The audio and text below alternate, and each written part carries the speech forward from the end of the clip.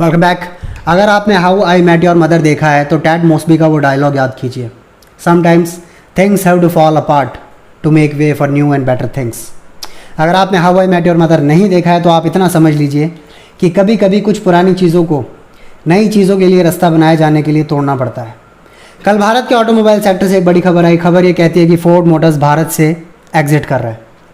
भारत से एग्जिट करने के बाद कुछ कमेंट्स आए लड़कों के, यूथ के, अनएम्प्लॉयड यूथ के, जो कहते हैं कि 4000 नौकरियां और कम हो गई देश के अंदर से। मैसेज के पीछे मकसद ये था कि देश के अंदर एक निराशावाद का माहौल चला गया है। फोर्ड मोटर्स जैसी कंपनियां जब देश के बाहर जाती है, कुछ लोगों ने सरकार को ब्लेम किया, कुछ लोगों ने इधर उधर की बात की, कुछ लोगों ने सरकार को डिफेंड किया। लेकिन मैं देश के उस यूथ से बात करना चाहता हूँ जो निराश हो जाता है छोटी छोटी खबरों से। 4000 नौकरियां फोर्ड मोटर्स की जाने से खत्म हो जाएंगी, तो आप किस आश्वस्त होकर कह सकते हैं कि क्या कोई भारत की नई कंपनी नहीं पैदा होगी जो 40,000 नई नौकरियां देगी? ऐसा होता आया है, ऐसा हो रहा है, ऐसा होता रहेगा। भारत के किसी भी इंसान को निराश होने की ज़रूरत नहीं है, क्योंकि being an Indian, pessimism is not an option for us. हमने दुनिया को हमेशा ऑप्टिमिज्म दिखाया है और आगे भी दिखाएंगे। अब फोर्ड की बात मैं करता हूँ। फोर्ड मोटर्स अमेरिका की बहुत बड़ी कंपनी, अच्छी क्वालिटी की कार्स के लिए जानी जाती है। फॉर एग्जांपल पावर, सेफ्टी, या एक कंट्रोल देती है वो आपको कार के ऊपर ड्राइव करने पे। एक अलग एक्सपीरियंस आता है फोर्ड की कार में। वो एक्सपीरियंस आपको मारुति में नहीं मिलेगा, हुंडई में नहीं मिलेगा, टाटा में नहीं मिलेगा, लेकिन इन कारों में आपको वो चीज़ मिलेगी जो फोर्ड ने दे पाया। भारत के यूथ को, भारत के मार्केट को, कार ड्राइव करने वाले को माइलेज चाहिए, ठीक है। भारत को सस्ती सर्विस चाहिए। भारत के लोगों को एक लो कॉस्ट मेंटेनेंस चाहिए जो फोर्ड नहीं दे पा रहा था।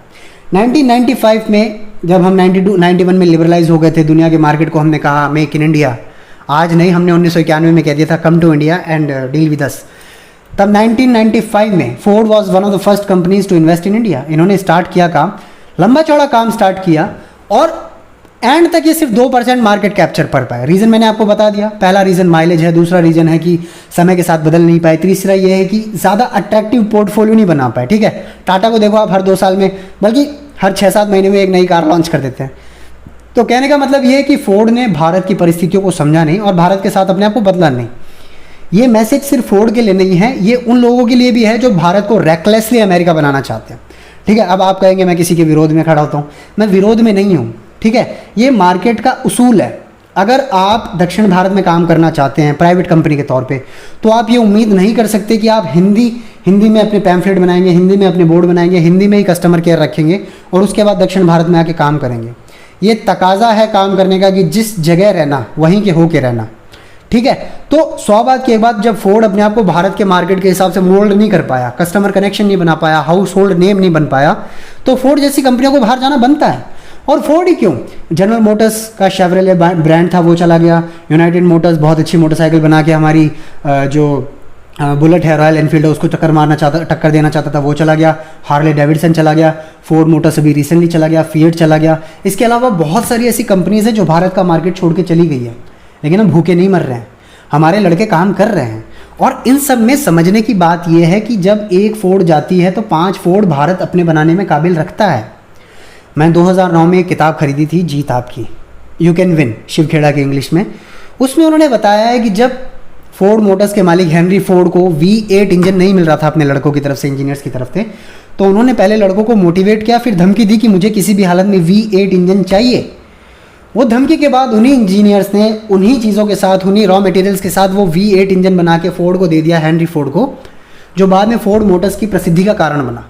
कहने का मतलब, देश के लड़कों को थोड़ा मोटिवेशन दो, देश के लड़कों को आप मोटिवेट करो कि आपको करना क्या है। ये नहीं यार कि आप 100 बात की एक बात लेके, अरे देश के अंदर तो नेगेटिव माहौल है, ये हो जाएगा, वो हो जाएगा, 4000 नौकरियां चली गई, देश के यूथ का क्या होगा। कुछ होने वाला नहीं है। टेम्परेरी स्लग्स आते हैं इकोनॉमी में, इंडिया ही नहीं पूरी दुनिया के हर देश में आते हैं। और ये तो वही बात होगी ना यार, आप कहोगे कि जब किंगफिशर और बडवाइजर और ट्यूबर्ग अच्छे से काम कर रहा था देश के अंदर, तो फिर बीरा 91 क्यों आया ना बीरा 91। ठीक इसी तरह जब दुनिया कहती है कि हमें पोल्यूशन कम करना है, पर्यावरण को साफ करना, तो एक टेस्ला मोटर्स सामने आके खड़ी हो जाती है, आती है ना। टेस्ला मोटर्स ने एक ऐसा डेंट दुनिया के ऑटोमोबाइल सेक्टर में डाल दिया है जो अब चाह के भी इग्नोर नहीं किया जा सकता, ठीक है। सेम इसी तरह मार्केट एडॉप्टेशन आपको करना पड़ेगा, मार्केट के हिसाब से अपने आप को बदलना पड़ेगा।